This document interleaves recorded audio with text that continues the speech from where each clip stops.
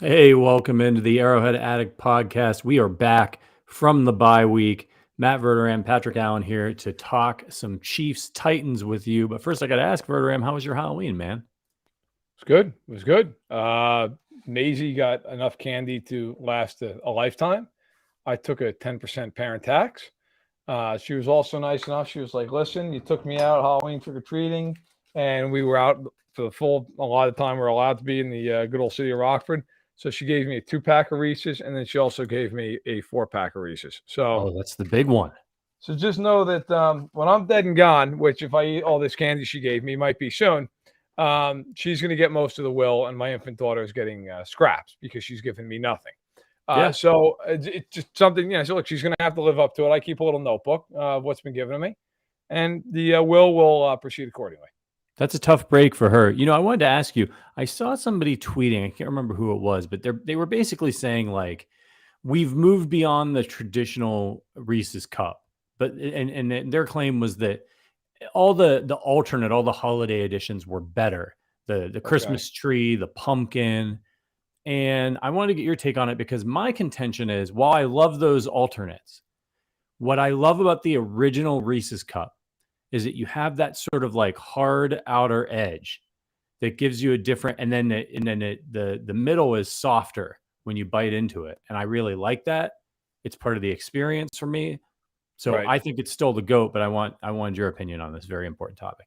Yeah, I think, look, we have to be realistic about things in life. The Reese's Peanut Butter Cup, the original, remains the all-time number one.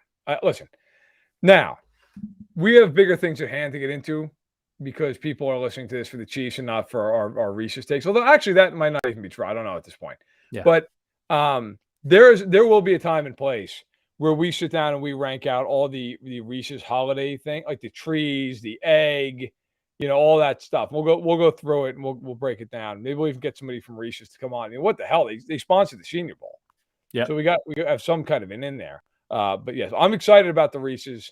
But the best part of Halloween is the candy. I said this on Sack in the Box on Tuesday to Sterling. It's the candy you never see throughout the year. Yep. Right? Like, you're like, hey, look at that, $100,000 bar. Like, this is amazing. Where the hell is this all year long? It's like these companies going to hiding. Yeah. So I'm a big fan of the whole Halloween genre. Yeah, did you see Mahomes? They posted the picture of the Mahomes family out trick-or-treating. I mean, can you imagine if you live here in Kansas City there and you're sitting out on your front porch, Patrick Mahomes walks up trick-or-treating with his kid? What do? Do you play it cool? Yeah, because his kid's there, right? Like, you have to be a person. Yeah. There's nothing worse than that guy who's like, hey, man, I know you're out with your whatever. She has 2-year-old daughter. Right. Can you sign my helmet in the house? Yeah. Like, you can't be that guy. Yeah. If you live in the area and you saw him like walking down the street, I mean, I still am a big believer in like, let people be people. Like, don't like I would never. First of all, in my line of work, I'd be fired and banned from a lot of stadiums if I did something like that. But even if I worked in like construction, okay, I'm not that kind of person. Like, I wouldn't run out there and be, hey man, I know you're trying to have a nice day, but can you sign a whole bunch of shit for me? Yeah. But I think it's like moderately more acceptable to at least be like, hey, how you doing? Where like if he comes up with Sterling and is like, hi, trick or treat, like, you don't want to be that guy. It's Patrick Mahomes, Don't be that guy. See, I'd have gone the other way. That would have been it for all the other kids as far as the candy goes. Dumped it all into her. All into Sterling's bag. Every last bit. Sorry, kids, get the hell out of the way. We've got very VIP trick-or-treaters here. I'd have turned off the porch light. That would have been it. Anything that makes Patrick Mahomes happy is important. It's important to me. Speaking of things that make me happy, what's that? Just like stiff arm another child. Oh, yeah. You get nothing. Yeah. Your father does nothing to make me happy on a week in, week out basis. The other thing I probably would have done was, grabbed a couple of, I don't know what those things they have at the airport to direct the planes. I'd have been like, sir, like the lit pylon. Yeah. I'd have been walking in front of him. Like, what if he trips over the curb or something, or one of these little kids gets in his way? I mean, I would have been like, I probably would have called up security and just needed, an escort to make sure that nothing unfortunate befell QB1. Speaking of things that we like Kansas City beer. KC Beer is the sponsor of the Arrowhead Addict podcast. We're brought to you by them. They're the largest locally owned brewery in Kansas City and the only brewery in Kansas City to focus on German beer styles. They just released a new kind of dark beer. I forget what the hell it's called. I saw it on Twitter. It looks absolutely fantastic. They renovated their beer hall. If you haven't been out to that yet, I've been there. You got to get out there and check it out. They're an award-winning brewery with a terrific lineup of brews. So, whether it's that dark beer they just released or the Dunkel or the Fest beer that they put out this time of year, which is friggin' ridiculous. Yes. You need to get your hands on some. So support our show by supporting KC Beer Co. Look for their red cartons at your local store and dare to beer different. Okay, let's talk. We've got candy out of the way. We got beer out of the way. We got to talk about some football stuff now. And you and I haven't met since the NFL trade deadline. So obviously we did talk about the Kadarius Tony trade that happened. We broke that down for folks. But I wanted to ask you, do you think the Chiefs should have done more at the trade deadline? Obviously, pass rush is thin. Should Brett Veach had made a deal? So I talked to some people around them during and after the deadline. And my sense and my understanding is that they wanted to do more, but they did not feel that they were getting a value that they felt they could go with. Now you could argue and say, well, what was that value? And should they have done it at that value? I mean, and I'm not going to sit here and tell you that I know the inner workings of every single deal that they were talking about. I don't. I do know that they were active in making and receiving phone calls during the deadline, and nothing came to pass. And sometimes, look, I'm not saying that they shouldn't have made a deal because I think they could have really used the pass rusher. I also think sometimes you have to draw a hard line and say, look, we're just not willing to go to a certain point. Now this part I don't know to be a fact or anything, but like let's say they called up Jacksonville, and Jacksonville was like, we will trade you Josh Allen, but we want a first-round pick. And Chiefs are like, no, because we think he's worth maybe a second, and maybe we'll give you a first if you give us a third back or something, and then it equals out. And they're like, well, no, we're not going to do it. We want a first or nothing. Like, because there's also the other part that I think you saw today that was really interesting. So the Broncos trade away Bradley Chubb to get a first-round pick back. If I had to bet on one trade that was going to happen on Tuesday, it was going to be Bradley Chubb because the Broncos had no first or second round pick. They desperately need one, so on and so forth. Miami then gives up a first for Chubb, which you could argue whether that's good value or not, but they give up a first. But then today they extended him for 5 years and $110 million. Like, that's the other part of it. If the Chiefs went and traded Brian for Brian Burns or for Josh Allen, who are good players, but they're not TJ Watt. Well, they got all the leverage in the world now. Like, you're going to have to pay them a ton of money, right? Like, you're going to have you don't have a choice. Like, once the Dolphins acquired Bradley Chubb, he was getting a fortune. You have first-round pick for him. So it's not just the cost in draft capital; it's then the cost in cap space. So while I think the Chiefs, I would have liked to see the Chiefs do something like Robert Quinn because that's a shorter-term deal. You're not giving up as much. Instead, if you're getting one of these other guys, it was a lot, you're going to have to pay a fortune for him. By the way, thank you to Evan Gabrielson, who gave us a $50 super chat. That is amazing.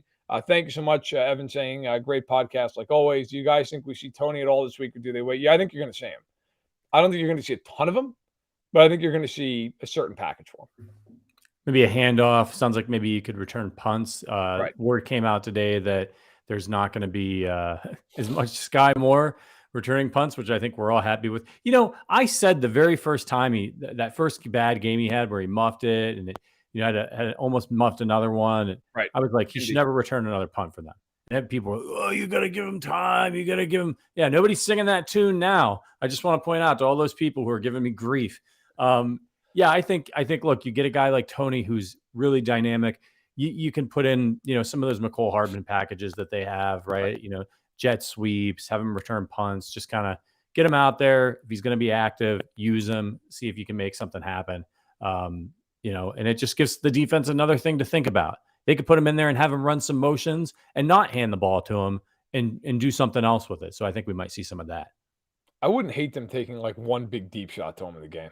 Like if they just got the right look and they're like, you know what, make teams think about it. Like if he's on the field, you've got to prepare for it. Even if you don't hit it. Like even if you don't hit it and you just say, look, we're just going to make you think about it. I think you'll see him some. I don't think you're going to see a ton. I don't think you would have seen some crazy. I don't think you're going to see him like 50% of the snaps. And by the way, I'm seeing a few people. Dan's asking, can we still pick up Burns after the trade deadline? No, that ship, they're not cutting him. So that ship has sailed. And Yep. Stacey's saying, good point about trading picks and extending the player. But Burns and Allen, you would have had a 2-year runway to get an extension done. I hear that. The problem is they're extension eligible. And if you're one of those guys, you have all the leverage in the world to just say, like, look, you're paying me. You're paying me now. Right? I mean, you don't have to, but now you've given up a first and then some potentially. And then, like, on top of that, now you got to sit there and you've got to try to, pay him and keep him happy. And if they're not happy, how big of a distraction is it? By the way, we should quickly mention, as Bill just mentioned, the Rashad Fenton trade. So Fenton goes to Atlanta for what I was able to report is a conditional 7th.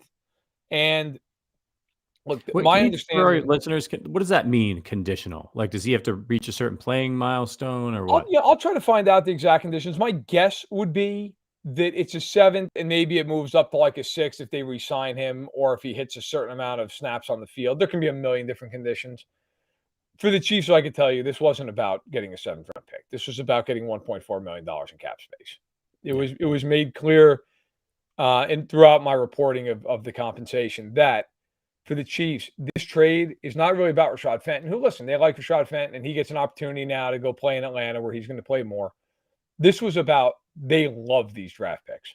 Like, they really – if Fenton had been back this week, which he's slated to be, he would not have just been behind McDuffie, who's now returning, and Snead and Jalen Watson. He would have been behind Joshua Williams.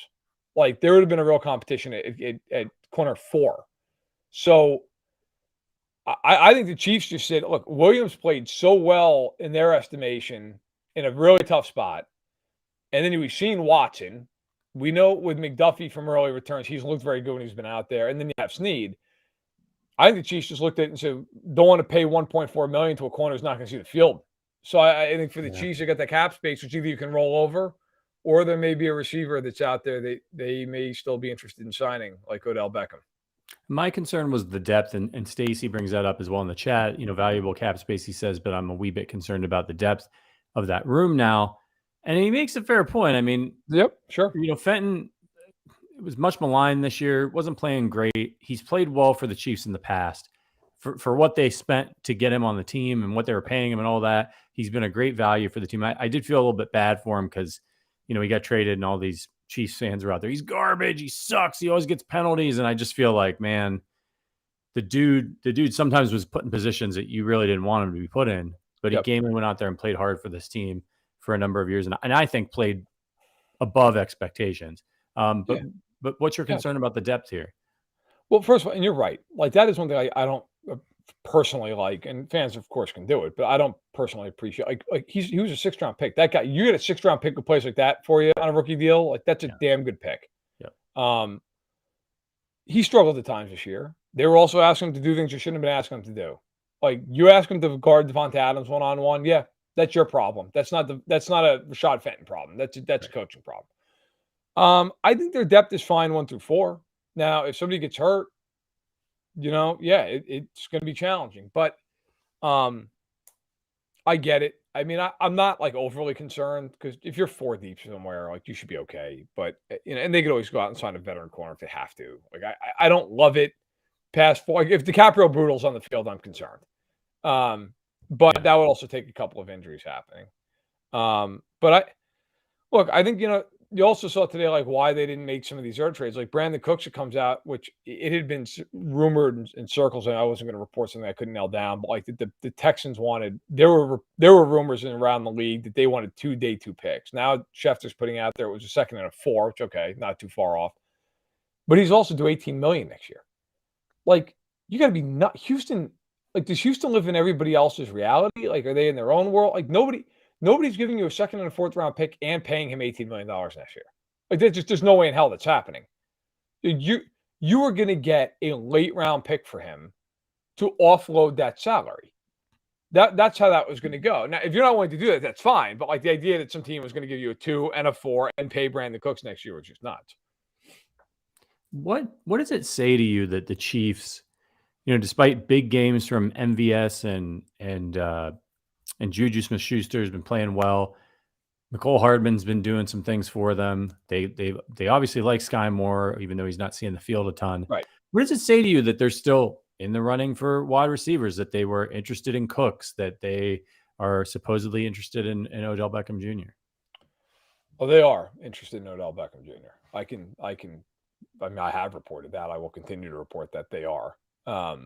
I think it tells you that they know, like anyone familiar with even pretty recent history, like the Cold War between the Soviets and the United States, like that's the Bills and the Chiefs right now. Like it is an all-out arms race with those two teams. Like the Bills went out and Naheem Hines, Chiefs got Kadarius Tony. Both of those teams are interested in Odell Beckham Jr.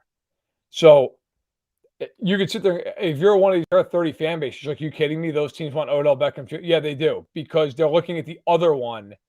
And it's one of those things, right? Like, and to keep the analogy going, like during the Cold War, both sides were like, we're not worried about them. But internally, we're terrified of the other one because you're like, what are they doing? What's going on? We need to have surveillance of that. So, like, it's just like, it's the football version of that, where you could sit there and all day long, whether you're a Bills fan or a Chiefs fan, be like, yeah, we're super confident, but no, no, you're not. Not if you see them in the AFC title game. You're not. You may love your team and believe in your team, but you know that's the one other team that, like, that's a problem. And I think with Beckham, I think the Chiefs are happy with MVS. I think they're thrilled with Juju. But I also think it's like one of those things where you can't have enough of a good thing right now. If you can go 3 wide, 4 wide, put them all out there, like, what, I think all that stuff factors in, because look, the Chiefs don't need Odell Beckham to win the division, right? The Chiefs don't need Odell Beckham, I wouldn't think, to win a wild card game. You go to Buffalo in January, that might be the difference. Maybe it's not, but it could be. And just the fact that it could be, I think, is worth the idea of, like, kicking every tire you can and having the cap space should it become available and want to be there. Especially in the red zone. He's a great red zone Right. threat. So just real quick, let's put a bow on this trade stuff. And as you mentioned, the Chiefs were active. They wanted to add a pass rusher. They were interested in that, but it does take two to tango. You gotta find a willing trade partner that's willing to give you fair value, or what Brett Veach determines as fair value. And I think, look, I think they'd have liked to have made a deal, but they've got to think about the long-term future. It's a little bit of a risk or a roll of the dice.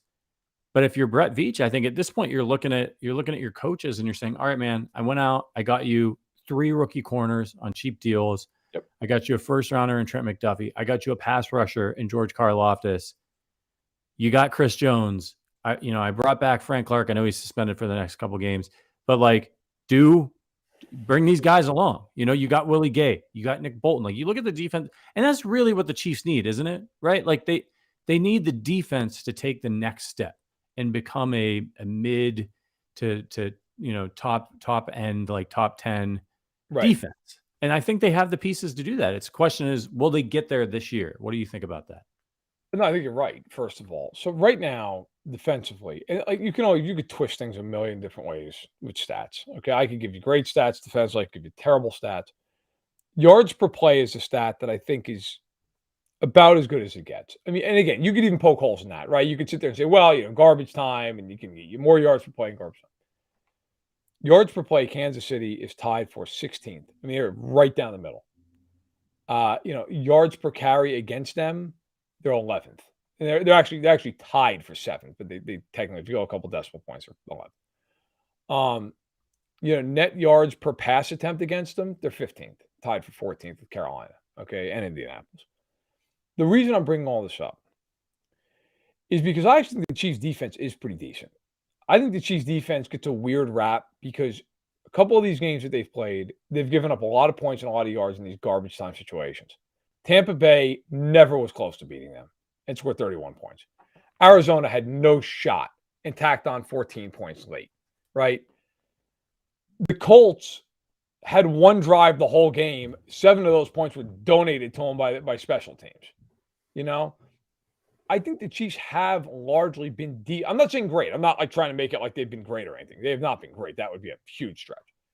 I don't think they've been bad. I think they've been average. And I think this team with an average defense wins a lot of football games. Yeah, and again, they're still growing. I think this team hasn't really been together since week 1. You've got as Maisie makes her cameo appearance. Is she eating Is that cotton candy? Is that a sundae? What is that? No, it is not cotton candy. It is a frozen doll that she wants me to like braid the hair of. I saw the Which is gonna be a hair. tough break.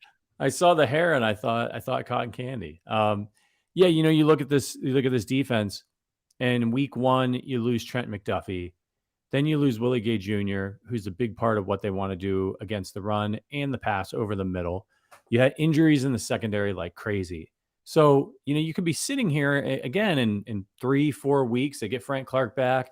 And it's been like one of the first times that everybody is, cross your fingers, knock on wood, all that stuff, Right. healthy and on the field together. I mean, and real quick, what do you think about Trent McDuffie? He looked good, right? He looked good in the very small sample size that we've seen from him. And I think everybody just assumes because of that, he's going to come back. He's going to be great, right off the bat. And maybe he will be. But, could we still see some more growing pains here from this secondary? The guy's a rookie. I know he's a first-round pick, but he's still a rookie. Right. No, I really liked him when he was healthy and on the field. He looked really good. He played great. I really don't have many concerns about him in that regard. Listen, he's a kid. He has very little experience. I'm sure there are going to be times where he's going to get beat, and that's going to be something that you have to live with. I would say this. I think the biggest thing that could help him is the front just being better and shortening the time that these guys have to cover. Now, I think the Chiefs are a weird case study because I was using these stats earlier, and I'm going to give a few more quick. So they're 10th in pressure rate, which is dropped, by the way. They were like top 2 or 3. Now they're 10th. All right. In sacks, they're middle of the pack. They rank 14th. They tied for 13th, actually, with Tennessee with 19 sacks. By the way, they only have 2 fewer than Buffalo. Everybody talks about how unbelievable Buffalo's defense has been in getting pressure. Buffalo ranks far worse than the Chiefs in pressure rating. They rank below the Chiefs in quarterback knockdown percentage. They rank way below the Chiefs in hurry rate. And by the way, the Chiefs, if you're curious, rank 11th in hurry rate. Now, what's interesting is the Bills blitz only 14.7% of the time, so second least in the NFL. The Chiefs rank 8th most in blitz percentage at 29.5, which isn't outrageous, but it, obviously more than the average team. The point is, if they can start doing stuff more with just 4 guys, that will go a long way. I think McDuffie's really good. I think these kids are excellent. I really do.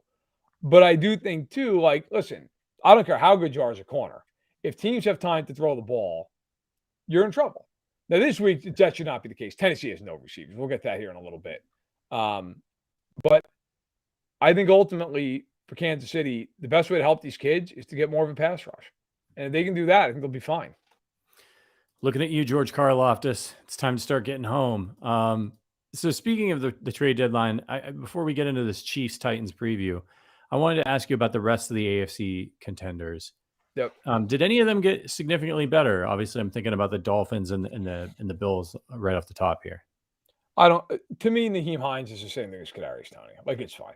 I'm not, to me, it doesn't change my opinion of the teams. It's fine. It's another little piece. Could it swing a game? Maybe. I don't think it will. Tony's obviously more of a long-term play. And so that's fine. The Dolphins are the team that made the big move. And I do think since we've done our last Thursday show, lots changed in the AFC. So let's just start with the Dolphins and go from there real quick. Yeah. So the Dolphins get Chubb. I think right now, and I feel like I switch my opinion on this every week, but I just try to be accurate. Right now, I think the Dolphins are the 3rd best team in the conference. When Tua's been there and he's been healthy and he's played the whole game, they haven't lost yet. Tyreek Hill's on pace for over 2,000 receiving yards. Tua's having a really good year. Now, defensively, they've been awful, which is why they went out and they got Chubb. Do I think they're as good as Buffalo and Kansas City? No, I don't. Do I think they could beat them in just a game where they go throwing for 400 yards and they can stay in it? Maybe. I would take Buffalo or Kansas City to win, and I wouldn't hesitate. But I think they're the 3rd best team, and Chubb does help. As Jeremy just pointed out, and that was where I was going next. Rashad Bateman's out for the year now with a foot injury for the Ravens. That is a huge loss for them. I don't even think Rashad Bateman's a great receiver, but he's young and he's talented and he's easily their best wideout. him being gone is bad news for Baltimore, because now you're sitting there going, all right, it's Mark Andrews. It is nobody else, man. Like, the next highest guy is Devin Duvernay, who has 313 yards in 8 games. I mean, Bateman was averaging 19 yards of reception. He was the big play guy in that offense. He's now gone for the year. The Bengals also lost, and we talked about Jamar Chase because it actually happened on Thursday last week. Yep. Now Chidobe Awuzie, who is by far their best corner, he is out for the year. He tore his ACL. They did not go out and get a corner at the deadline. That is a huge problem for them. A huge problem. And they can't protect Joe Burrow at all. I mean, the Browns absolutely funny enough is the Browns been up and down. I think they're a little bit like I don't know if I feel like this anymore because after the way they played last week with the Raiders, but the Browns are a little bit like the Raiders in that their record, they should have a much better record than they do. They just Brownsed at the end of a couple of games. Yep. But there's talent on that roster. But they went out and Joe Burrow's never beaten the Browns. I mean, they killed them. Yeah, they have their number. They have their number for whatever the reason, but you're not kidding about the line. Like, I'm to a point with Cincinnati. Listen, you know what? It's been half a season now. Can you block anybody? Yeah. Can you block one team? They've given up 29 sacks this year. You're on pace to give up over 60 sacks. And I know there are people out there like, well, it's a quarterback stat. That's fine. I watch these games. That's not a quarterback stat. When he hits his back foot and there's 3 guys coming at him because they can't block. Sometimes it is. Like, if you watch Carson Wentz, it's a quarterback stat with him. He holds the ball forever. Yes. There are certain guys that wherever they go, and I'm not even trying to pile on him, but like Russell Wilson's like that. Russell Wilson holds the ball. Fine. Joe Burrow, I'm not saying he never holds the football. A lot of this is him just getting pounded into the ground before he has a chance to do anything. I mean, they cannot block. So, I'll tell you another team I thought might do something because their season seems to be on the thread right now is the Chargers. And they sat there and they didn't make a move. By the way, just as an aside, I'm going to call my shot again. I did this with Seattle. I'm going to do it again. Atlanta is going to pummel them. Oh, wow. Yeah. That's a bold claim. I don't care. They're off a bye. By the way, I'm not like, I feel bad for him, but Keenan Allen is still out with his hamstring injury. He came back last game, not last week, the week prior before their bye week against Seattle. Played half the game. Didn't play in the second half. Now he's hurt again. He's got a hamstring injury again. Mike Williams is out with the ankle injury. They're obviously out with Slater and Jackson for the year. Bosa's still out for maybe another month. I mean, what about them scares you if you're Atlanta? They can't stop the run. They have no weapons other than Eckler. Like, the Falcons are way better coached. And that game is an early game, and they got to come all the way across the country. Yeah. Good luck. Have fun. We've mentioned this before. What is going on in Los Angeles? Is it the training staff? It's a mass unit every single year. Every year. I mean, Mike Williams is hurt. Keenan Allen's hamstring. It's the soft tissue. Like, it just seems like, did somebody put a curse on that franchise? It is unbelievable. Because like every team has injuries, but they have injuries like the best guys on the team every single year. I don't know, man. I don't know. And by the way, I see somebody saying, you must not be thinking about Isaiah Likely. The Ravens are going to be fine. No, I'm thinking of Isaiah Likely. Isaiah Likely has 181 yards and a touchdown this season. What are we doing? He's basically Clyde Edwards-Helaire in the passing game. I don't care. Look, man, I really do. Like, I think the Chargers, it's just all these injuries. And by the way, like, their rubber is going to meet the road here over the next 5 weeks because they have 4 of them on the road. The only home game they have is the Chiefs. That's going to feel like a road game. You've got the road games are against the Raiders, the Cardinals, the Niners off a bye next week, and the Falcons.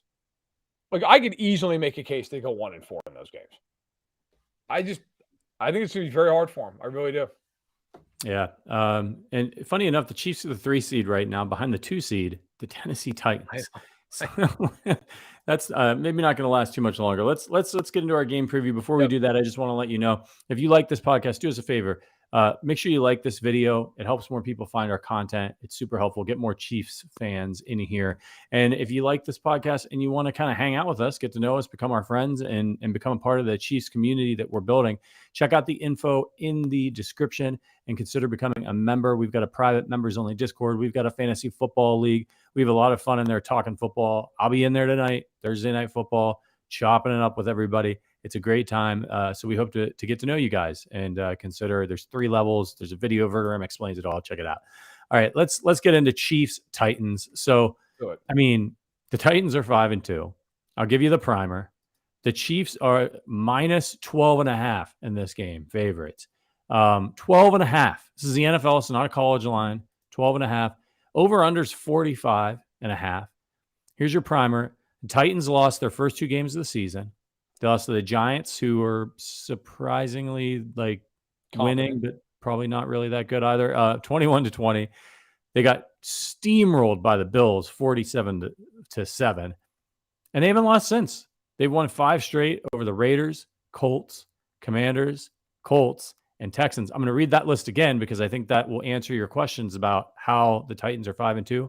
Yes. Wins over the Raiders, Colts, Commanders, Colts, and Texans. Those teams are all terrible. And look, but I got to say, hats off. They should maybe just give Mike Vrabel the Coach of the Year award for having this team 5-2 because they're not good. But they're good enough to beat bad teams, I guess. That is not what they're facing this week in Kansas City. What's your just overall opinion of the Titans, who's the leading receiver, by the way, is Robert Woods, who has 230 yards receiving this year. Yeah. So, by the way, somebody asked in the chat who the crew is for this game, for the officiating crew. It is Cleet Blakeman. So, that's what you've got. All right. Titans are, to me, a very intriguing but also very simplistic breakdown here. So, Tennessee, 5-2, as you laid out perfectly who they've beaten, who they've played, all that stuff. The Titans are unbelievably limited on offense, regardless who the quarterback is. So Tannehill this year, when he plays, is averaging 180 some odd passing yards a game. And as you pointed out, Robert Woods is the leading receiver on that team, and McCole Hardman is having a better year than Robert Woods is. Okay. Chief fans in this podcast were like, hey, we should trade McCole Hardman. He would be the Titans' best receiver. They do not have a tight end that scares you. They do not have pass-catching running backs that scare you. Henry and Hilliard are a good pair of backs. Obviously, Henry's amazing. But as receivers, they don't scare you. Henry is obviously the engine of this offense. It is a bad pass-blocking line. Taylor Lewan's out for the year. Roger Saffold's now in Buffalo. This is a group that if they have to throw the ball, it is not going to end well for Tennessee. Okay?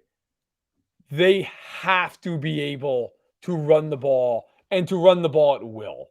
They're not beating the Chiefs if Henry and that. I would say that to win the game, the Titans probably have to rush as a team for more than 200 yards in this game. I do not think they're winning. Even if Henry goes for $110, it's not enough. They're going to have to run the hell out of the ball. This isn't last year when they had A.J. Brown. And they had Julio Jones for what, I know he was a shell of himself. You still respect him. They don't have any of those guys. Those guys are gone. Right. It is at this point, Henry. And defensively, earlier today, I did a show with Ben Heisler, and we broke down some of his game. He brought up a great stat. They've given up the 10th most yards this year to receivers, which I went back and looked at the receivers they've played this year. Okay. It's staggering that that's even possible. But here's the full list of receivers who have 70 or more yards against the Titans this year in a single game. Sterling Shepard, Stephon Diggs, no problem there, went over 100. Mac Hollins for the Raiders went over 150 yards. Mo Alley Cox, who's a tight end. Alec Pierce, rookie receiver. Dewami Brown, huge game for Washington. Terry McLaurin, Paris Campbell, and Brandon Cooks. And the people who threw those passes to those guys, Daniel Jones, Josh Allen, again, no shame there. Derek Carr, Matt Ryan, Carson Wentz, Matt Ryan, Davis Mills. I mean, it's not like particularly impressive lineup. There's a reason the line is almost 2 touchdowns. Yeah. And you're right. The way the Titans used to beat you was they're going to play good defense. They're going to run the ball with Henry at the peak of his powers. They're going to run play action, use Tannehill's mobility, and take some shots. Get these defenses to bite and take some shots. Well, now Tannehill's not playing as well. Derrick Henry just had a monster game, but slowed down a little bit. Not quite as dominant as he was. This is a team that is running the ball. Listen to this. On the season, they have 102 receptions total. They've run the ball 220 times. Wow. I mean, it's like the 60s. Yeah, over here with the Titans. They have to play that way. I mean, they have to play that way, or they have absolutely no chance. They just cannot. And that's been fine. They had a big lead on the Raiders. They had a big lead on the Colts. In the second game, the Colts threw 2 of the worst picks you'll ever see in your life. The Texans are awful. They never had to throw the ball in that game, right? Like Washington, they had a lead on it. The problem is Tennessee's got to play this game one way. They've got to play it one way. They've got to stay within a score the entire way, and they've got to be able to run the hell out of the football. If Kansas City at any point in this game gets up by multiple scores, this game's over. They have no chance of beating Kansas City if that happens. Yeah, and it's so let's get into the injury report, some of the specifics about this game. You and I were talking before we came on here. Tannehill was banged up. If you're not familiar with the Titans, if you're not a fantasy football player, they drafted a quarterback, Malik Willis, out of Liberty. Yep, third round. So third round pick. He's not ready to probably be playing in the NFL just yet. And as such, they got Tannehill out there. But Tannehill's got this ankle injury that he's been dealing with, I believe. Yeah, it's an ankle. Yes. He was limited. The talk was Steve Spagnuolo today at the podium said they anticipated Tannehill would play. He was limited. They said they were going to test it out and see. Tannehill in an interview yesterday said something along the lines of, I want to see if I can go out there and that I'll be able to move around and not be a statue back there. He did not practice today. He was not there at the media session of practice. It was a DNP. Derrick Henry's was resting. I guess he's got a foot injury, but it sounds like he's going to play. So now they're not even going to have Tannehill. So you go from, Malik Willis, it just doesn't seem like he's ready to play. So you're really in a bind if you're the Titans and Tannehill's not out there. If Tannehill does not play, and this comes from someone who I wrote a lot about Malik Willis this offseason because I saw him at the Senior Bowl. Got to speak with him. Really impressive kid. I love his upside. I still love his upside. I also feel that there's he was clearly the kind of guy who, listen, he's coming from a small school, didn't play a ton in college. He had to transfer to Liberty. He's not ready. Like it's not a criticism of him. It's just a reality. Like some guys come in, they're like Kenny Pickett's not ready, but the Steelers drafted him in the first round, so he's playing. Malik Willis has appeared in 2 games this season. Okay, came in to mop up against Buffalo, and they were losing 41-7. He went 1 for 4 for 6 yards. He had a QBR of 1.4. Last week he started the game, played the whole game against Houston. Went 6 of 10 for 55 yards, and threw a pick, and was sacked 3 times. And had a QBR of 4.4. And if you're not familiar with QBR, it's from 1 to 100. That's not good. And I'm not bagging on him. It's just stats. Like this is what it is. Like in those games, this surprises me. He's only rushed 9 times for 28 yards in those games. Right. He's an athletic kid. If he has to play in this game, I really wonder if you're Willis, if you just say, you know what? We're running basically the option. I mean, we're just running the option, and we're going to try to run the ball for 300 yards in this game. Because I'm not taking a shot. I really feel this way. He will not throw for 100 yards in this game. And that's not even all his fault. They don't have the weapons. And I will say one thing I am very confident about in this game. The Chiefs are going to put 1 million guys down at the line of scrimmage and put all their corners in man-on-man situations because the Chiefs match up well man-on-man with every one of them. And I think the Chiefs are just going to say, look, we'll cover 0, we'll cover 1, will run blitz the hell out of it in this game. And all it takes is that she's getting a couple of stops early and this game snowballs. Yeah. Like, again, the Titans have to win a very specific way. They have to win by running the ball down the Chiefs' throat and time of possession. And if this becomes any kind of a, hey, the Chiefs are up 13-3, like this game's over. Tennessee just does not have the wherewithal on either side of the ball to play that kind of game. Now, I don't know if Tannehill is going to play or not. He went from limited to DMP. If he doesn't practice tomorrow, I would think he's not playing. We'll see. But it's a tough spot for Tennessee. If Willis has to play in the game, I love his upside, but you're asking him to do something right now that, frankly, he's just not ready to do. Yeah, their best bet would be to come out and basically play Army's offense out there and just not throw any passes. And they barely let him attempt any passes last week, and there's good reason for that. I don't blame him, man. You're going to get the kid killed. He's got nobody to throw the ball to. He played at Liberty, for God's sake. Like, it's not a good time to be rolling him out there. I mean, Jesus, in this game, their leading receiver against the Texans was Robert Woods with 2 receptions for 26 yards. I still don't know how they won. I mean, Derrick Henry rushed for 219 yards. That's how. Like, and they were playing Davis Mills, but they're not playing Davis Mills this weekend. They're playing Patrick Mahomes.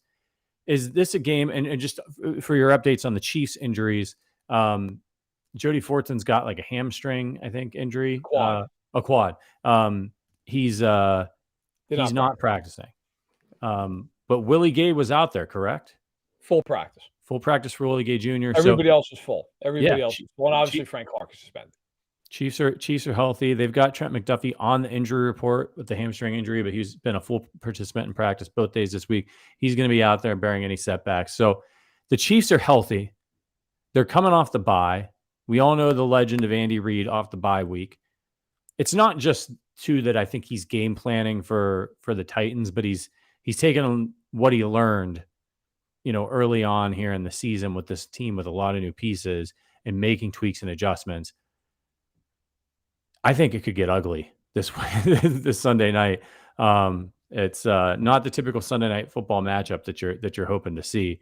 If the Chiefs come out, as you said, if they're not laying an egg, if they're not flat, if they're not turning the ball over and doing silly stuff, Spagnuolo may just play, regardless of whether Tannehill plays or it's Willis. He just might be in engage 8 the whole time. Who are you scared of? No, I think you have to be. If they're not, I'm going to be screaming at the television the entire game. Like, if they come out and play this BS zone defense where that would be insanity. Like, you need, and I see Mighty saying we should blow them out, but we never do that. That's not necessarily true, man. They blew the Cardinals out. They blew Tampa out. That game was never close. That's a blowout. They destroyed Tampa in that game. They blew the Niners out. I mean, it took the second half. They blew them out. All those teams are better than Tennessee. I mean, maybe you want to sit there and argue about Arizona, fine. The Chiefs do blow teams. Now, I won't say they blew the Raiders out because they certainly didn't. They could have lost that game. They also were down 17-0 and then beat the doors off them the rest of the game. Now, it matters you're down 17-0. My point is, three of their what, 9, how many games have they played? 7 games. 3 of their 7 games have been blowouts where they've won. I mean, they've hammered 3 teams. So, listen, I hear you. Like, it always seems like it can be frustrating. I would also say that not only in this game, but going forward, their schedule's a lot easier than it's been. Like, these are games now you're healthy, you're off a bye. If this game's a struggle for the Chiefs, it's a problem. Like, this game should not be a struggle. Not only because I think the Titans lost, they're limited in how they can play. It just is a perfect matchup for Kansas City. I always think the teams that should scare the Chiefs are the teams that have enough firepower to go toe for toe. Like, I don't even worry so much about teams. And it's like, this team has a great defense. I mean, the Niners and Bucs both have great defenses. And I think the Chiefs just scored more points on both those teams. I don't care about that. When you play a team that can throw the ball with the Chiefs, that's to me the thing that scares you. It's why the Chargers are always a weird matchup for them. It's why the Bengals are a weird matchup for them. It's why Buffalo's a hard match for anybody, but why Buffalo's so good. Tennessee's just a polar opposite. Like, there's no ability to throw the ball in this game. And I've seen people say, well, what about, the way the Raiders ran the ball against them, the Niners? That's all fine, but you have to respect all these weapons that those teams have. Right. So you can't just run blitz the crap out of those teams because they'll beat you over the top. That is not the case in this game. Like, if you're the Chiefs, you're just like, look, beat me. beat me throwing it. Like, I don't care. I mean, even if Tannehill plays and he has a big game by his standards, what's he going for? 2.25? Yeah. Like, you're not worried about that. So, and Henry, by the way, he's been much better as the year's gone on because the first 3 games he didn't have 100 yards in any of them. Last 4 games he's had 114, 102, 128, and 219. But I will say this. In 2 of the games, last week he ran for 6.8 yards a carry, which is ridiculous. It was the best game he had all year long. And against the Colts, the first time they played each other, he ran for 5.2. The other 2 games, he ran for 3.6 and 4.3. If you're the Chiefs, you take either one of those. Like, if he hits 100 yards, but he's averaging 4 yards a clip, that's great. You're the Chiefs. You're like, please, by all means, like, run 30 times for $120. Yeah. You don't care. That's half their offensive plays. Right. So I think for the Chiefs, you're fine with that. You just can't let them have the game like you had last week, where he just goes berserk, and then they don't have to throw the ball. That's when it becomes a problem. If you're the Chiefs, how do you want to attack this Titans offense and defense? And do you think we'll see any new wrinkles from the Chiefs coming out of the bye on offense? I mean, I think you'll see them. One thing the Chiefs are very good about every year, coming out of the bye, and yes, Mighty Dan is back. They really do a very good job of self-scouting. A lot of stuff that is not working pre-bye, you will see them just completely scrap it and they won't use it. And they get back to doing I shouldn't say get back to doing, but they focus more in on what they do well. What are our best personnel groups? What are our best, formations and what are our best scheme? Like, hey, we're really good at running mesh concepts. We're really good on our sail concepts. We're not so good on our flood concepts. They will, I don't want to say simplify it, but they'll kind of hone in on certain things and then they build off of what's working. Like, they'll build off those concepts and they'll give, okay, hey, look, when we play this look, this is the play we've run. Well, now we're going to give them the same look, but we're going to add another option onto it. I think that's what you'll see. I think for the Chiefs, you're finding the last couple of weeks, you're finding now, even in the Bills game, MVS and Juju and like what's working and how it's coming together. So yeah, I think the Chiefs are kind of finding that sweet spot offensively. They're gonna put Tony into the fold now as well, so that'll be another wrinkle. I'm curious to see now that Orlando Brown got a couple weeks to rest and he's not on the injury report right now. Correct me if I'm wrong. He's not, correct? Okay. No. How does he look? Because he's been dealing with that knee all year. Like, how does that look? So I think you'll see a few wrinkles, but I just think you'll see more. Like, they'll build more off of what they already do well. All right, we are going to give you our final score predictions, and we'll want to hear yours in the chat. But first, we got to get to some listener reviews. As you know, this is a podcast that also streams on YouTube. So make sure you're subscribed on YouTube. If YouTube's not your thing and you don't want to look at our ugly mugs, you can listen to just the audio version, which is slightly better than Nails on a Chalkboard.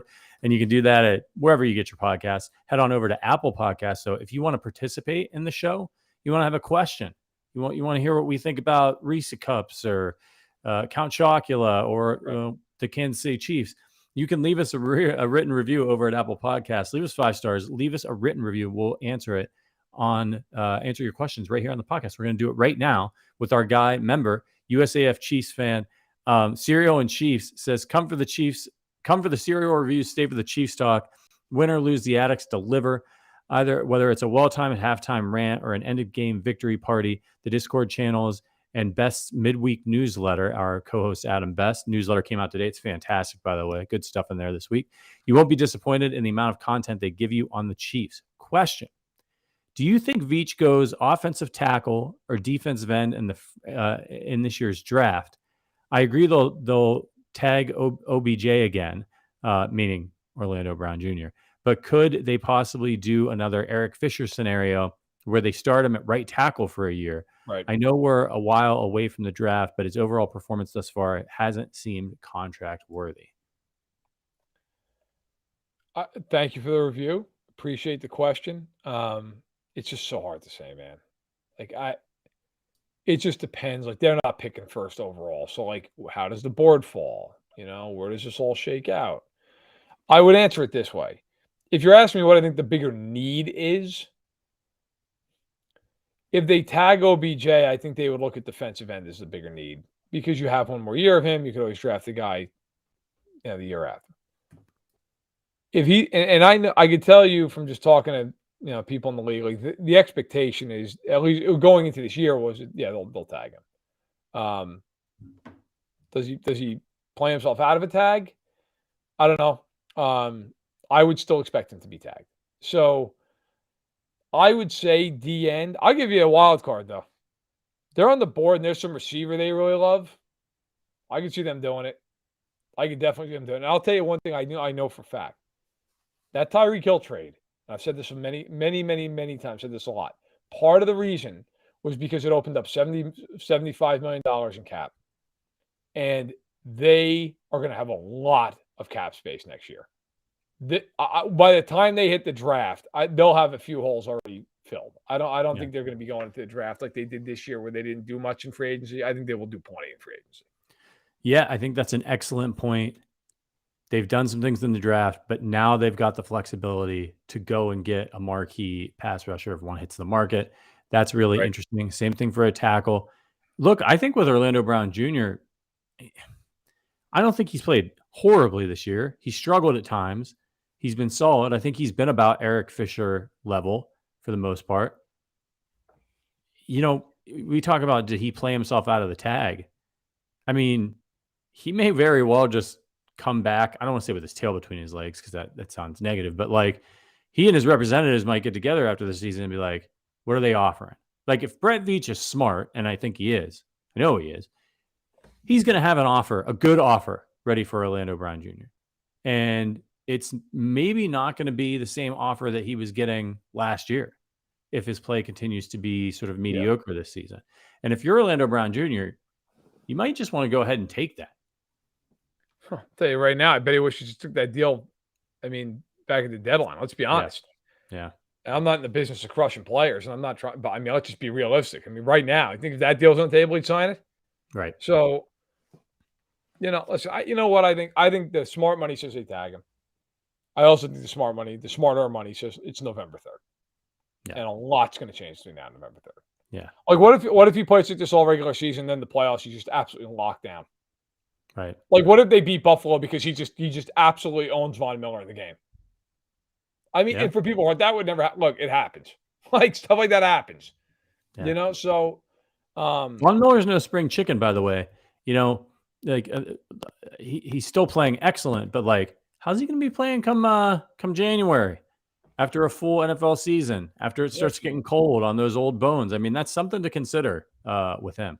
He actually popped up on the injury report today with an ankle injury. So but to answer the question, it's just so hard to say, man. It really is.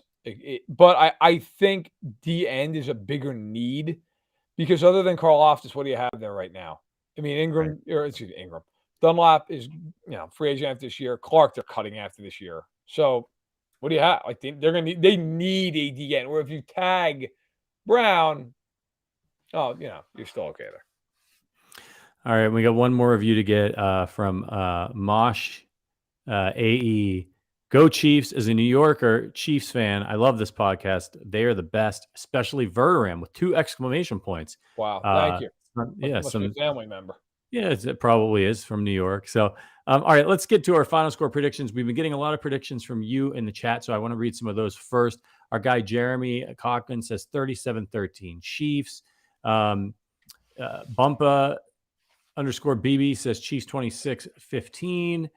You should laugh 24-17 Chiefs. Jerome says, God, I lost it. 28-17 Chiefs.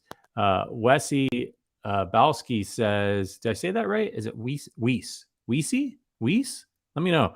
Balski says 24-21 Titans. Oh, how about that? I didn't recognize that name, so that must be a Titans fan or a Raiders fan or something out there. Tony Lejeune says 35-17 Chiefs. John says Chiefs 52-10. Wow. John Satterfield. Confidence is at an all-time high. Before we get to our guy Stacy says 31-20 Chiefs. Before we get to our predictions, there is one thing that some people have been pointing out on Twitter, is that the Chiefs always lose to the Titans in the regular season. They have had the Chiefs number, but do you throw those stats out? Like, just as more of a curiosity. Like, these are totally different teams, totally different players, totally different situations. Sometimes there's a trend, but it's not like, oh, the Titans own the Chiefs. But do they? I mean, I don't really care about this. And I don't care about it the other way either. Like when the Chiefs have some dominance over a team. Like, look, every game's different. Every team's different. And really, it's kind of been weird. Like, first of all, anything pre-Mahomes, I don't care about. Like, don't waste my. I don't want to hear about what happened like in 2014. Who cares? Right. With Mahomes, they're 1-2 against Tennessee. They won the one game that mattered. They hammered Tennessee in that game. In the other two games, the first one was, if you remember, that was one where Mahomes came off the injury and he went nuts. He threw like 440 yards and they totally outplayed them the entire game. And then the Chiefs just crapped their pants in the last 5 minutes of the game. Yep. I remember being absolutely furious. I was just despondent after that game. Like, how in the world could you lose to that team that way? And then they never lost another game. That literally was the last game they lost that season and then won every one of them the rest of the way.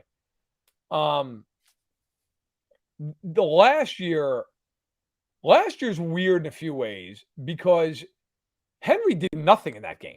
He ran for like 2.9 yards an attempt, but that was that game when the Chiefs just bottomed out. And it was they were brutal to start the year. They played horrible football.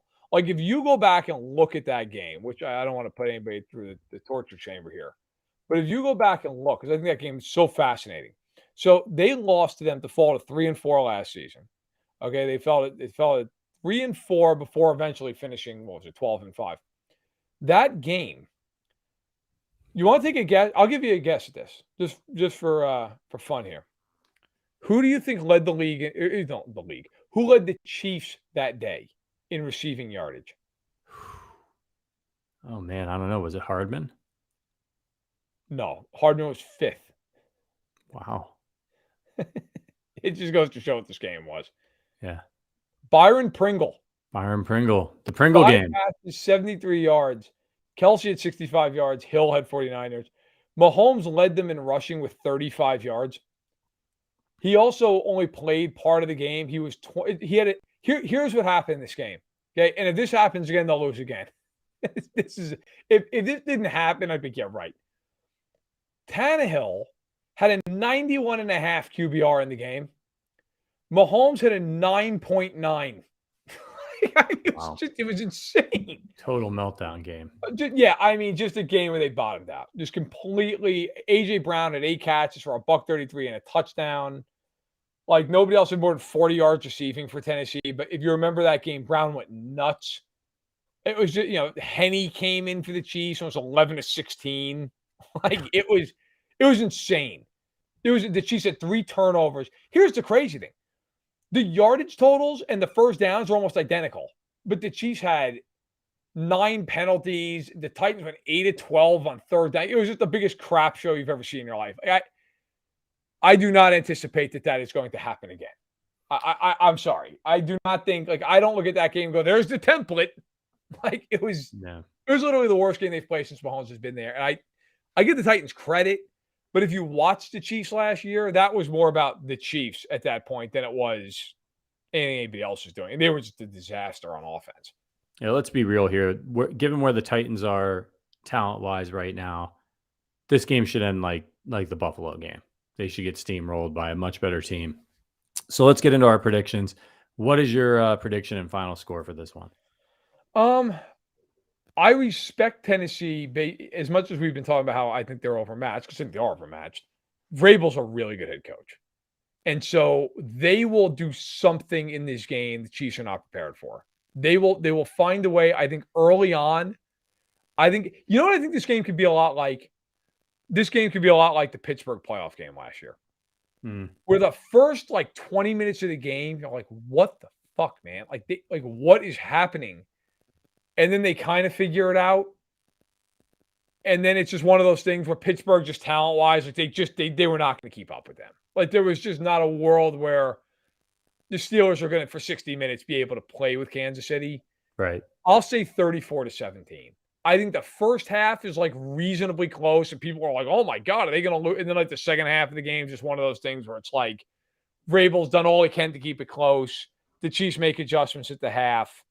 and they come out and score the first 14 points and the game's over. So if Willis has to play, because that's my Tannehill. So if Willis has to play, I have a ton of respect for Vrabel. I just don't think they have any ability at that point to throw the football. 37-13, something like that. I think it could get somewhat out of hand. But if Tannehill plays, right around 34-17, 34-20.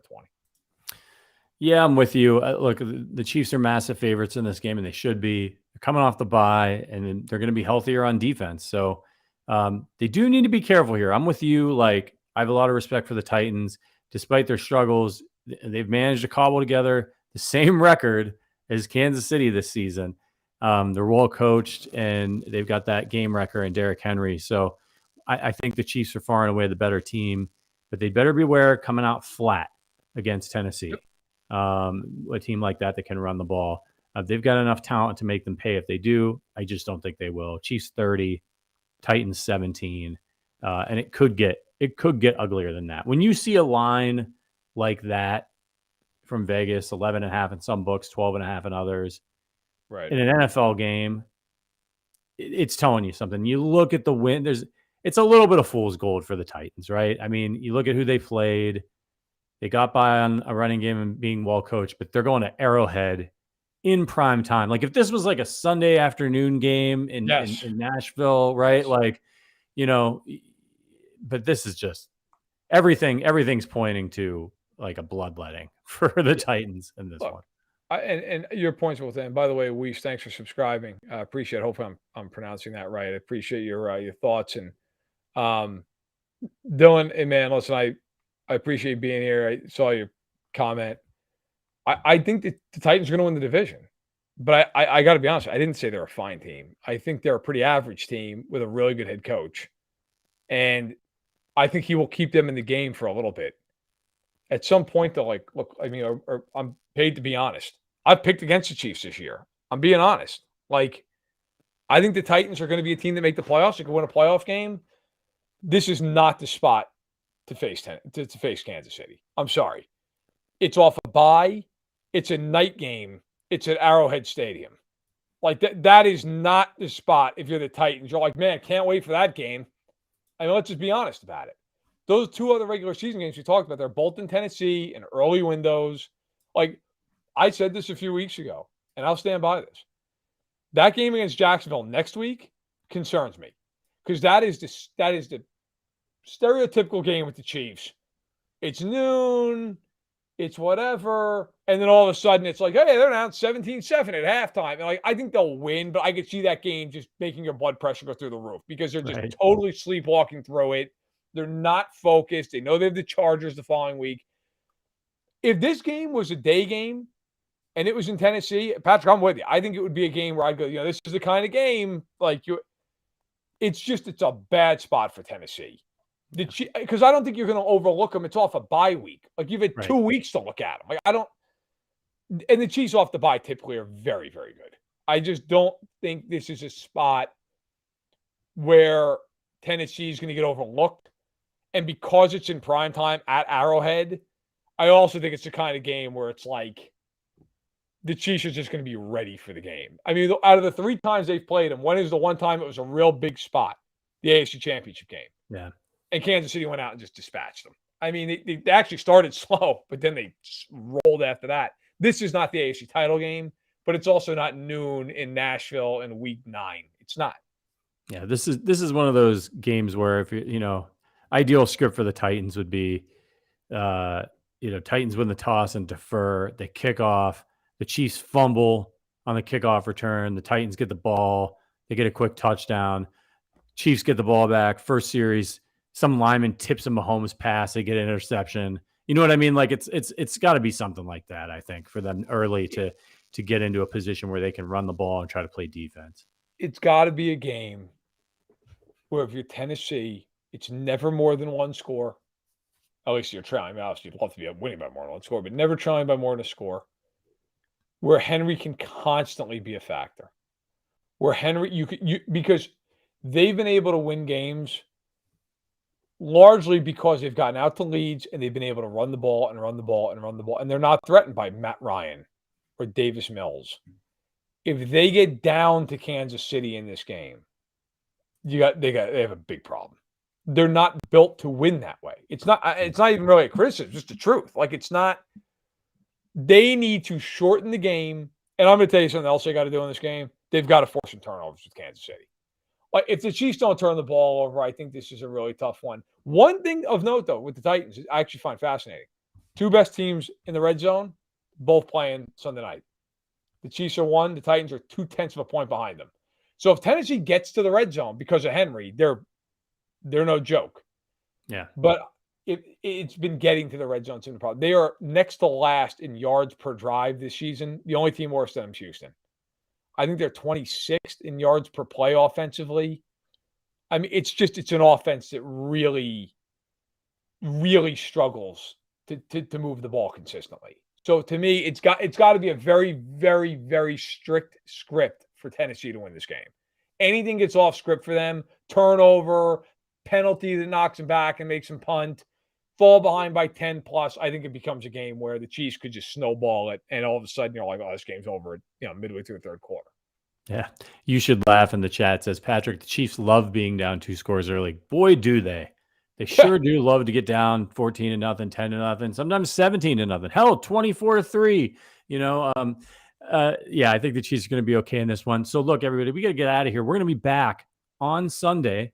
We'll be here. We'll have a Chiefs pregame show, around 30 minutes before the game. So you want to check in. So you got to hit that subscribe button. We'll see you for the pregame show. Then we do a halftime show. We catch you up on our thoughts on the first half. And then we'll have a post-game show as well. That'll go about an hour. It's always a lot of fun. We drink beer. It's a good time. So if you want to get involved with our Chiefs community, again, check out the description. Look for the links. Consider becoming a member. Would love to see you in the Discord tonight. Say hi if you decide to join. I'll be there watching Thursday Night Football this evening. Going to get some Chipotle. Mag's out for the night. Me and the dogs are going to have a good time watching some NFL football. All right, everybody. We will. Yeah. When that's what I do when she's gone. It's Chipotle. It's Chipotle, dogs, football. What else? What more? By the way, before we go, I didn't. You and I didn't get to talk about the Cavs-Knicks game. Oh God, yeah. Well, let's talk about it briefly. The Knicks are a tire fire. Yeah, they played them tough. They played tough. Yeah, did you see the Knicks game last night? Which thankfully I didn't because I was at a concert. But the Knicks got up 24 points in Atlanta and then gave up a 69-29 run at the Garden. Ooh, yeah, that's nice job. Yeah, time to fire Tom Thibodeau. It's time. He was really fun for like a year and a half. It's over. It's just I've never seen anybody. For those who follow the NBA, maybe casually, the Knicks have a player named Obi Toppin who's a first-round pick, who every time he comes into a game is electrifying to watch. Like, the guy is good for 10 points every 12 minutes that he plays, which wouldn't be a problem except he only plays 12 minutes every game. Yeah, because they're just married to getting Evan Fournier on the field or on the court for 40 minutes a night. And Evan Fournier, if you look at a box score, you'll see Barrett had 18 points, Randall had 22 points, Mitchell Robinson had 8 points, we had 12 blocks. And then you get to Evan Fournier, and it's 37 minutes, 2 points, and plays zero defense. Yeah. It'd be one thing if you're some unbelievable defensive player. He couldn't guard you. It's unbelievable how bad he is. However, the Devils, 7-3, just rolling. So I'm excited about that. Your Blue Jackets are garbage. Yeah, the Blue Jackets are garbage. But you got the Chiefs, you got the Devils, I got the Cavaliers, the Guardians. Guardians are good again. Yep. We'll take it. So, by the way, who you like in the World Series? My head says the Astros are the much better team, but my heart says, as an A's fan who also, my God, make you want to throw up. I hate the Astros. Yeah. There's no way I'm picking them. So screw those guys. And by the way, no fan base in the world is more indignant than the Houston Astros fan base that somehow has turned the fact that they blatantly and admittedly cheated to win a World Series, somehow have turned that into this us against the world mentality. Oh, you're going to call us out for being cheaters? That's bullshit. I'm sorry. You were banging on a trash can all season. Because somehow the buzzer thing is controversial, that now they've been exonerated in their own minds for all this stuff. No. You blatantly cheated to win a World Series. This is fact. Yeah. And so, like, not only do I not like them because they're in the division, you got to not like them. Like, it's this fan base's mentality that somehow like they're above all this, and like they're the ones who have been wronged in all this stuff. Yeah. Just kills me to no end. So I hate to do it, rooting for Philadelphia. Yeah. Yeah. I don't like rooting for Philly either, but I will against Houston. And by the way, DJ in the chat. Oh, Cavs trash. Cavs are 6-1, man. They just beat the Celtics twice in 1 week. Celtics were in the finals last year. I don't know what you want. What do you want them to do? Win the championship in October? You know who's trash? The Nets, for a Yeah. wide variety of reasons. Yeah, all kinds of trash.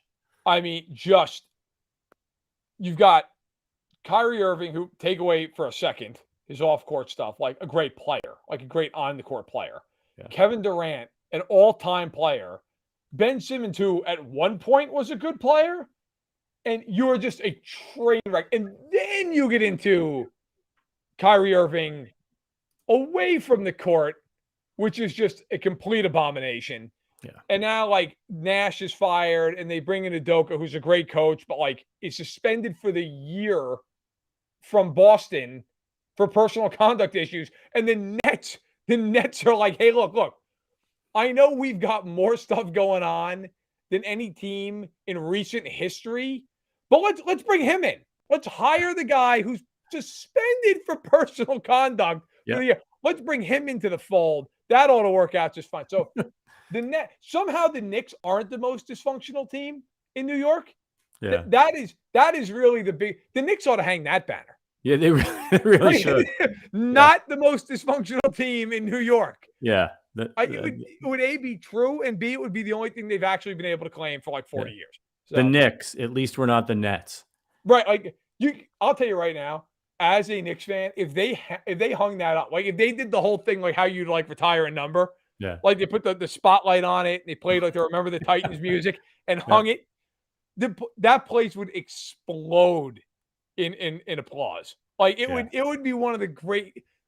You can't please us on the court. Give me that banner. You can even take it down at the end of the year. I don't care. But like just the night, and do it when the Nets are playing them.